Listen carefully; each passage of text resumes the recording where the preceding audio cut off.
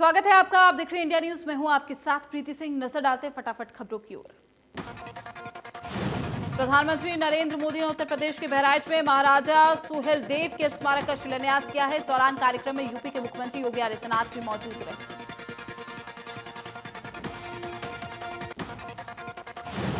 प्रधानमंत्री नरेंद्र मोदी ने अपने संबोधन में कहा कि महाराजा सुहेलदेव के नाम पर जो मेडिकल कॉलेज बना है उससे लोगों को लाभ मिलेगा।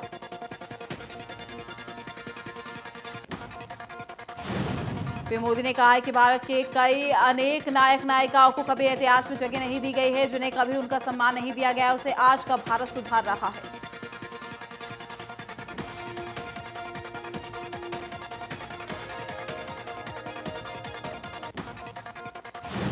फिर मोदी ने कहा है कि नए कृषि कानूनों के जरिए छोटे किसानों को लाभ होगा। जगह जगह से किसानों को लाभ होने भी लगा है। फिर मोदी ने कहा है कि कृषि कानूनों को लेकर कई तरह का प्रचार किया गया है। जिन्होंने विदेशी कंपनियों के रास्ते खोले, वो देसी कंपनियों को डरा रहे हैं। अब किसान ही इनकी पोल खोलने में लगे।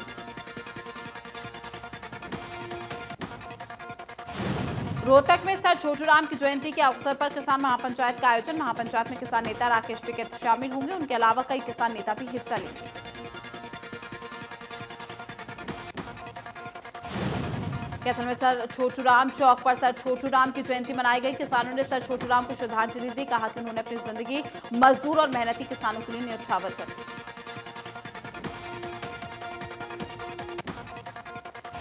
26 जनवरी हिंसा मामले में आरोपी दीप सिद्धू की 7 दिन की रिमांड क्राइम ब्रांच को दी गई है। दीप सिद्धू पर हिंसा फैलाने का आरोप।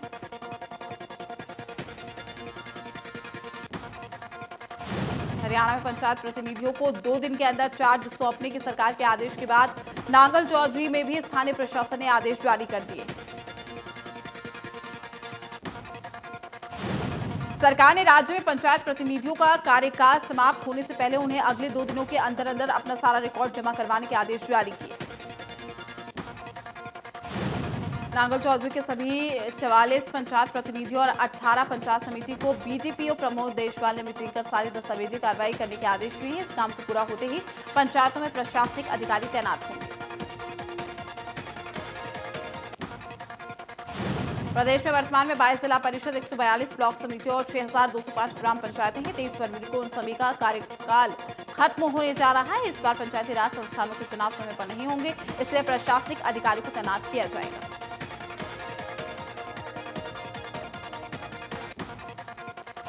चरखी दादरी के गांव खातीवास में शादी समारोह में पहुंचे जेजेपी नेता दिग्विजय चौटाला ने कहा है कि पंचायत चुनाव समय पर होंगे। इसको लेकर सरकार अपनी तैयारियां कर रही है।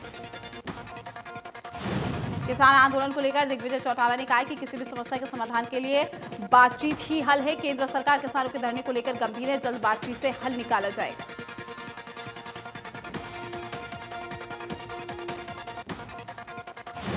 हथनीकुंड बैराज पर यमुना में पानी की लगातार हो रही कमी से आने वाले दिनों में सिंचाई और पीने के पानी के लिए दिक्कतें पैदा हो सकती है। इस समय हथनीकुंड बैराज पर सिर्फ 1600 क्यूसेक पानी बह रहा है। हथनीकुंड बैराज से 5 राज्यों को पानी की सप्लाई होती है। पानी की कमी के चलते उत्तर प्रदेश की सप्लाई फिर से रोक दी गई है। जब जब यमुना में पानी कम होता है तब तब उत्तर प्रदेश की सप्लाई बंद की जाती है। सिंचाई विभाग के अधीक्षक अभियंता ने बताया कि हथनीकुंड बैराज का पानी उपलब्धता हालात का हर समय पता चलता रहे, इसके लिए डिस्प्ले सिस्टम लगाया जाएगा। रेवाड़ी में स्वच्छ भारत अभियान के तहत शहर को पॉल्यूशन मुक्त करने के उद्देश्य से इटली से 1.5 करोड़ की आधुनिक तकनीक से बनी मशीन मंगवाई गई है, जो कुछ दिन सड़कों पर दिखाई देने के बाद अब सफेद हाथी बनी। इससे पहले डस्टबिनों की भी ऐसी ही हालत देखने को मिली है। लाखों के डस्टबिन कबाड़ होने के बाद अब फिर लाखों रुपए के स्टील के डस्टबिन मंगवाए गए।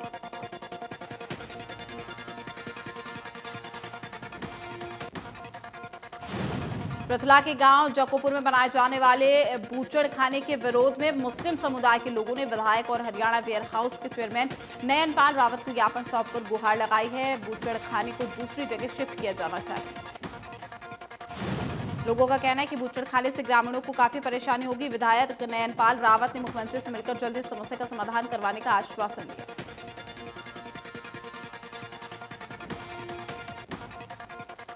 पेट्रोल और डीजल के दामों में लगातार 8वें दिन में बढ़ोतरी दर्ज की गई है। राजधानी दिल्ली में पेट्रोल की कीमत 30 पैसे और डीजल की कीमत 35 पैसे बढ़ गई।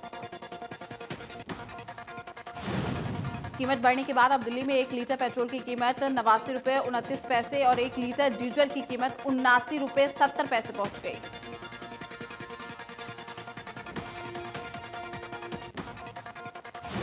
देश भर के टोल प्लाजा पर ऑटोमेटिक पेमेंट सिस्टम फास्टैग आधी रात से अनिवार्य हो गया है। जिन लोगों ने अब तक अपनी गाड़ियों पर इसे नहीं लगवाया है या जिनकी गाड़ियों पर लगे टैग काम नहीं कर रहे हैं, उन्हें भारी जुर्माना भरना पड़ सकता है।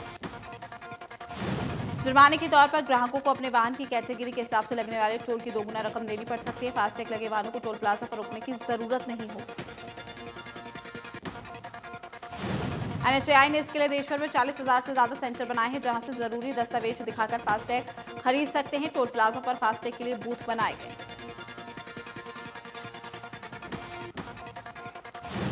पलवल में टोल प्लाजा पर वाहनों पर फास्टैग के स्टिकर चेक किए गए हैं। जिन वाहन चालकों ने फास्टैग नहीं लगवाया था, उन्हें जुर्माना भरना पड़ा।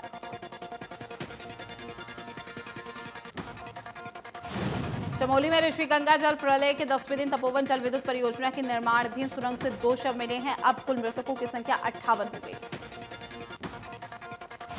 2006 से लोगों को अभी भी 146 लोग लापता है। सुरंग से अब तक 11 शव निकाले जा चुके। परियोजना के बैराज की ओर मलबा जमा है, जिसमें शवों के दबे होने की आशंका है।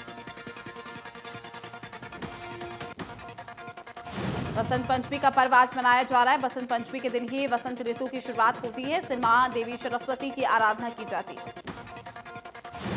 बसंत पंचमी को श्री पंचमी भी कहते हैं। इस बार बसंत पंचमी के दिन रवि योग और अमृत सिद्धि योग खास योग बना रहा है। पूरे दिन रवि योग रहने से इस दिन का महत्व और भी बढ़ रहा है।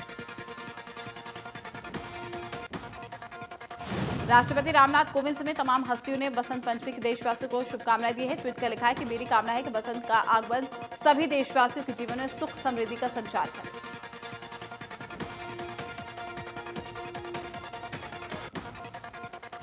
पीएम मोदी ने बसंत पंचमी और सरस्वती पूजा के पावन अवसर पर देशवासियों को शुभकामनाएं दी है। ट्वीट करके लिखा है कि पर्व की सभी को हार्दिक शुभकामनाएं।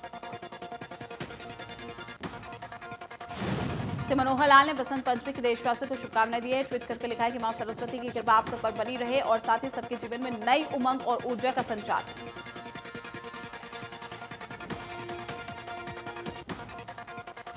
बॉलीवुड इंडस्ट्री से सुसाइड का एक और मामला सामने आया। फिल्म MS धोनी के एक्टर संदीप नाहर ने पारिवारिक समस्याओं से तंग आकर सुसाइड कर लिया। संदीप पिछले कुछ समय से मानसिक रूप से ठीक महसूस नहीं कर रहे थे। सोशल मीडिया के जरिए उन्होंने अपना हाल भी बयां किया है। उनकी मौत के स्पष्ट कारण का अभी तक पता नहीं चल सका। पुलिस को आशंका है कि संदीप ने आत्महत्या ही की है। संदीप नाहर ने फेसबुक पेज पर अपने जीवन की परेशानी और पत्नी से तल्ख रिश्ते के बारे में एक वीडियो भी बनाया था।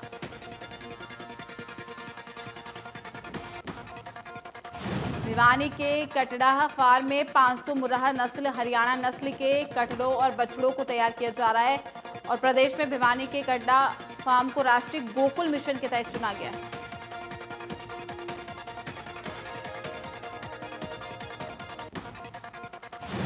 हरियाणा दुग्ध उत्पादन में देश में पहले स्थान पर है, जहां देश में 204 ग्राम दुग्ध प्रति व्यक्ति उपलब्ध होता है। वहीं हरियाणा की दुग्ध उपलब्धता 704 ग्राम प्रति व्यक्ति।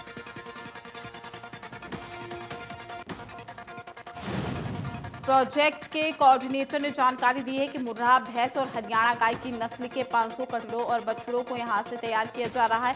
इस पर 25 करोड़ रुपए लागत आएगी और 5 साल में इस प्रोजेक्ट को पूरा कर दिया जाएगा। गुरुग्राम की DLF फेज 1 में वन विभाग के क्षेत्र में पेट्रोल पंप लगाने को लेकर नगर निगम की लीज पर दी गई जमीन के मामले में NGT ने संज्ञान लिया है। गुरुग्राम की मानव आवाज संस्था मामले को लेकर NGT पहुंची थी।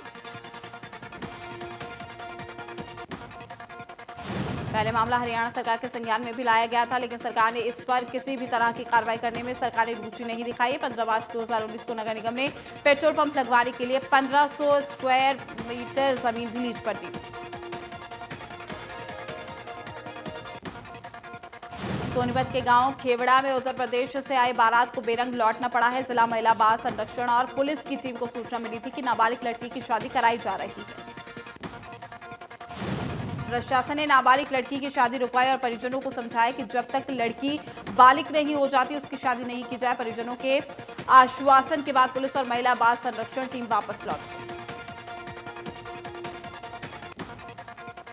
फरीदाबाद की लाइफलाइन कहे जाने वाले नीलम पुल को नगर निगम ने एक हफ्ते के लिए बंद कर दिया है, जिससे लोगों को परेशानी का सामना करना पड़ रहा है। कई किलोमीटर तक लोगों को पैदल सफर भी तय करना पड़ रहा है।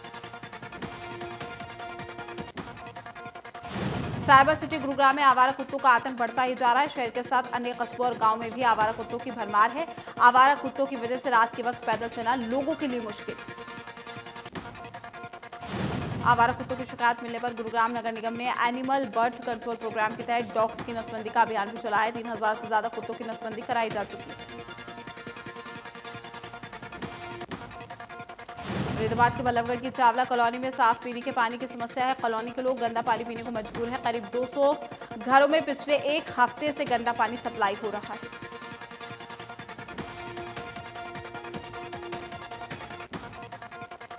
गंदे पानी को लेकर स्थानीय लोगों ने नगर निगम में पार्षद के खिलाफ नारेबाजी और निगम को जिम्मेदार ठहराया है। लोगों का कहना है कि प्राइवेट टैंकर भी सप्लाई नहीं कर रहे हैं। साथ ही कुछ टैंकर संचालक पानी दे रहे हैं, लेकिन वो मनमाने रेट वसूल रहे हैं।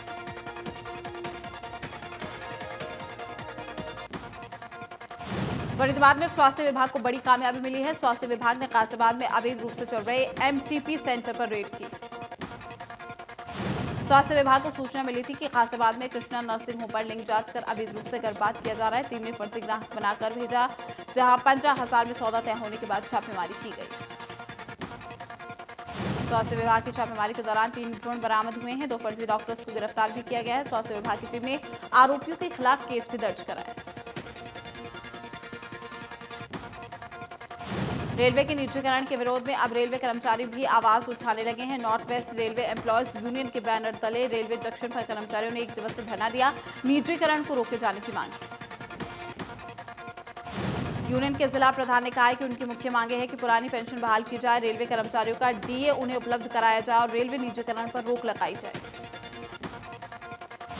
कर्मचारी नेताओं ने कहा है कि अगर उनकी मांगे नहीं मानी गई है तो वो ब्लॉक स्तर पर हड़ताल करेंगे। जरूरत पड़ी तो रेलवे का चक्का जाम करेंगे। किराया बढ़ने से यात्रियों की संख्या कम होगी, रेलवे की आय घटेगी। रेवाड़ी में महिला मजदूरों को कंपनी से बाहर कर दिया गया है। कंपनी ने गेट के बाहर कटीले तार लगा दिए हैं। महिला मजदूरों ने कंपनी प्रबंधकों के खिलाफ जमकर नारेबाजी की। कंपनी और मजदूरों के बीच टकरार के बीच में कंपनी के बाहर भारी पुलिस बल भी तैनात किया गया। मजदूरों का आरोप है कि कंपनी प्रबंधन विजिटर्स के साथ उन्हें रहने को मजबूर कर रही है।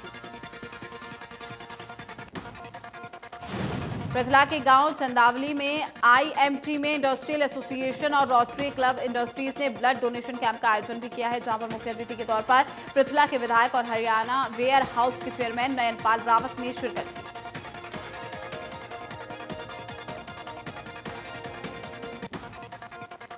नयनपाल रावत ने कहा है कि आईएमटी की समस्याओं को लेकर वो जल्द ही मुख्यमंत्री मनोहर लाल से मुलाकात करेंगे और यहां पर जो भी समस्याएं हैं उसका समाधान करवाया जाए।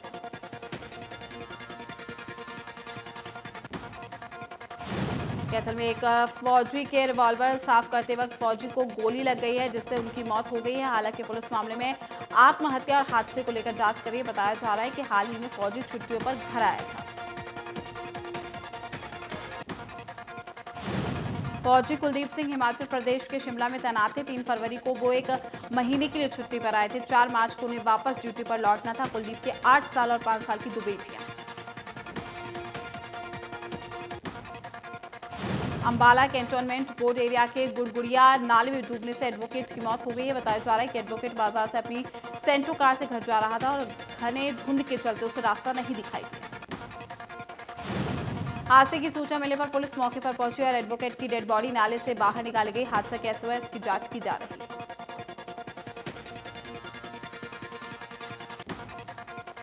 फरीदाबाद में सर्व कर्मचारी संघ के आह्वान पर कर्मचारियों ने फरीदाबाद विधानसभा के बीजेपी विधायक नरेंद्र गुप्ता के कार्यालय पर पहुंचकर प्रदर्शन किया। उन्हें अपनी मांगों का ज्ञापन भी सौंपा। कर्मचारियों ने कहा कि जिन कर्मचारियों को वेतन नहीं मिला उन्हें तुरंत वेतन दिया जाए। कर्मचारियों ने चेतावनी देते हुए कहा कि अगर उनकी मांगे नहीं मानी गई तो वो मार्च में सभी मंत्रियों के घर पर प्रदर्शन भी करेंगे।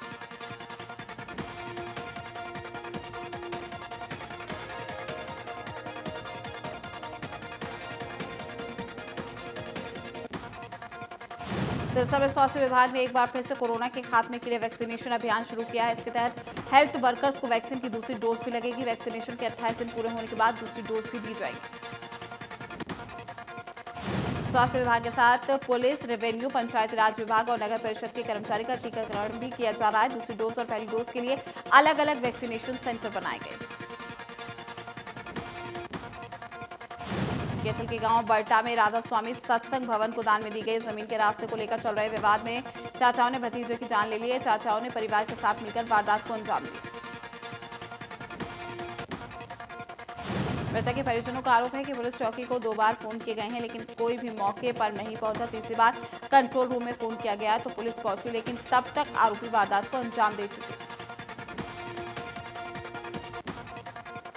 34 साल के संदीप गांव के सत्संग भवन में सेवादार था। परिजनों ने बताया कि सत्संग भवन के साथ ही उसकी जमीन है, जो कि सत्संग भवन को दान में दी गई है।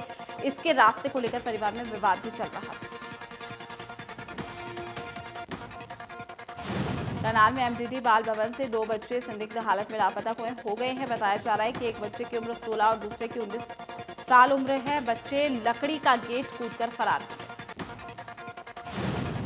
एमडीडी बाल भवन घटना की सूचना मिलते ही सीडब्ल्यूसी चेयरमैन उमेश जांच के लिए मौके पर पहुंचे और बाल भवन में करीब 56 बच्चे रहते हैं। पुलिस से भी बच्चों की तलाश करने की गुहार लगाई गई। ग्रेटा थनबर्ग टूलकिट मामले में एक्टिविस्ट दिशा रावी की गिरफ्तारी के बाद लगातार नए खुलासे हो रहे हैं। दिल्ली पुलिस ने दावा किया है कि जब ग्रेटा थनबर्ग ने गलती से टूलकिट लीक किया तो दिशा बेहद डर गई। दिशा ने ही ग्रेटा को वो पहला टूलकिट डिलीट करने को कहा था। इस घटना के तुरंत बाद दिशा किसी वकील से भी मिलना चाहती थी। उन्हें इस बात का डर था कि पुलिस यूएपीए कानून के तहत उन पर कार्रवाई कर सकती है। रोहतक में सेक्टर 6 के पास युवक की गोली मारकर हत्या कर दी गई। युवक के सिर और कमर में गोली लगी हुई है। पुलिस ने मौके पर पहुंचकर जांच की। मृतक गढ़ी बोहर गांव का रहने वाला है। 2 दिन से घर से गायब था। हत्या के चलते अभी खुलासा नहीं हो पाया है। पुलिस ने शव को पोस्टमार्टम के लिए भेजा। रोहतक के जाट कॉलेज के अखाड़े में गोलीकांड मामले में मनोज मलिक के 3 साल के बेटे ने भी दम तोड़ दिया है। मनोज और साक्षी की पहले ही मौत हो चुकी है। 3 साल के सरताज के सिर में गोली मारी गई है और साथ ही 4 दिन से सरताज का रोहतक पीजीआई में इलाज चल रहा था। अब गोलीकांड में मरने वालों की संख्या 6 हो गई। 2 महिला खिलाड़ियों की भी सुखविंदर ने हत्या की थी। हत्याकांड का आरोपी सुखविंदर पुलिस की गिरफ्त में है। आपसी विवाद को लेकर अखाड़े में ये गोलीकांड हुआ था। फतेहाबाद पुलिस ने एक मकान में छापेमारी के दौरान 35 ग्राम हेरोइन और 11 किलो गांजा बरामद किया है। मामले में मकान मालिक को पुलिस ने गिरफ्तार किया है। दिल्ली से फतेहाबाद में नशा तस्करी का आरोप। पलवल जिले के गांव भिड़ुकी में एक शख्स की गोली मारकर हत्या करने का मामला सामने आया है। जिले में एक हफ्ते के अंदर फायरिंग का तीसरा मामला है। वारदात के बाद मृतक के परिजनों ने शव सड़क पर रखकर जाम लगा दिया। परिजनों ने आरोपियों की गिरफ्तारी की मांग भी की है। बताया जा रहा है कि मोहित नाम के शख्स को 10 बदमाशों ने गोली मारी, जिसके बाद उसे सड़क पर फेंककर फरार हो गए। पुलिस मामले की जांच कर रही है। फिरोजपुर झिरका में वन विभाग और नगर पालिका के अतिक्रमण हटाने को लेकर की गई कार्रवाई से लोग बेहद नाराज हैं। अतिक्रमण हटाने की कार्रवाई पर सवालिया निशान लगाते हुए लोगों ने एसडीएम को ज्ञापन सौंपा। लोगों की मांग है कि तोड़फोड़ की कार्रवाई को बंद किया जाए। जो अतिक्रमण वन विभाग की ओर से हटाया गया है वो एक सीमित वर्ग तक है। लोगों की मांग है कि प्रशासन सड़क के दोनों ओर कार्रवाई करे। लोगों का यह भी कहना है कि शहर में अन्य स्थानों पर भी अतिक्रमण है। देश में सबको समान अधिकार है। अगर एक के खिलाफ पीला पंजा चल सकता तो दूसरे के खिलाफ क्यों नहीं चलाया गया। सोनीपत के गांव कुमासपुर के पास ओमेक सिटी के बीपीएल फ्लैट में एक शख्स के साथ चचेरे भाई और उसके साथियों ने मारपीट की। ताई ने मारपीट के बाद शख्स को छत से फेंककर उसकी हत्या कर दी। बताया जा रहा है कि शख्स चचेरे भाई के जन्मदिन की पार्टी में गया होता। शख्स उसके चाचा के शराब के ठेके पर काम करता था। उसके मां बाप की पहले मौत हो चुकी है। पुलिस ने मामला दर्ज करके आरोपियों पर कार्रवाई शुरू कर दी। पुलिस के मुताबिक मृतक अजय के शरीर पर लाठी डंडों के निशान और उसे शराब पिलाने के बाद छत से फेंका गया है। एक आरोपी को गिरफ्तार कर लिया गया है। जल्द आरोपियों को गिरफ्तार कर लिया जाएगा। दिल्ली के मंगोलपुरी इलाके में रिंकू शर्मा की हत्या को लेकर हिंदू संगठन ने फिरोजपुर झिरका में प्रदर्शन किया है। हिंदू संगठन ने दोषियों की फांसी की मांग करते हुए जमकर नारेबाजी की। फिरोजपुर झिरका एसडीएम को हिंदू संगठन से जुड़े कार्यकर्ताओं ने राष्ट्रपति के नाम ज्ञापन सौंपा। कार्यकर्ताओं की मांग है कि रिंकू शर्मा के परिजनों को 1 करोड़ रुपए की आर्थिक मदद दी जाए। पानीपत के सेक्टर 12 एसडी विद्या मंदिर स्कूल के टीचर वेतन की मांग के चलते 18 दिन से स्कूल के बाहर धरने पर बैठे हुए हैं, लेकिन स्कूल प्रशासन की ओर से कोई संतुष्ट जवाब नहीं दिया जा रहा। मैनेजमेंट पर आरोप है कि वो टीचर्स की बात मानने को तैयार नहीं है। टीचर्स का कहना है कि वो करीब 30 साल से स्कूल में बच्चों को पढ़ा रहे हैं और लॉकडाउन के दौरान भी उन्होंने ऑनलाइन बच्चों को पढ़ाया। पानीपत उपायुक्त ने मामले को लेकर कहा है कि सीटीएम और डीईओ को जांच सौंप दी गई है। जल्दी समस्या का समाधान निकाल दिया जाएगा। मैनेजमेंट टीचर्स की लड़ाई में बच्चों का नुकसान हो रहा है। झज्जर गुरुग्राम रोड पर एक ईंट भट्टे पर काम करने वाला मजदूर शराब के नशे में 10 फीट की ऊंचाई पर चढ़ गया है। नशा ज्यादा होने के चलते मजदूर भट्टे की गेट से नीचे जा गिरा, जिसके चलते उसकी मौत हुई। मृतक मजदूर की पहचान यूपी के रहने वाले असलम के तौर पर हुई है। पुलिस ने शव को पोस्टमार्टम कराकर परिजनों को सौंप दिया।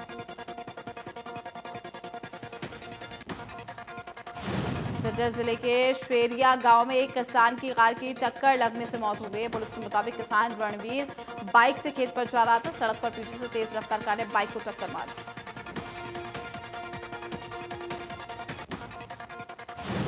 झज्जर के गांव मरौत में एक शख्स की तालाब में डूबने से मौत हो गई। मृतक की पहचान मरौत के रहने वाले धर्मेंद्र के तौर पर हुई है। परिजनों के मुताबिक तालाब में पैर फिसलने से वो पानी में गिर गया और डूबने से उसकी मौत हो गई।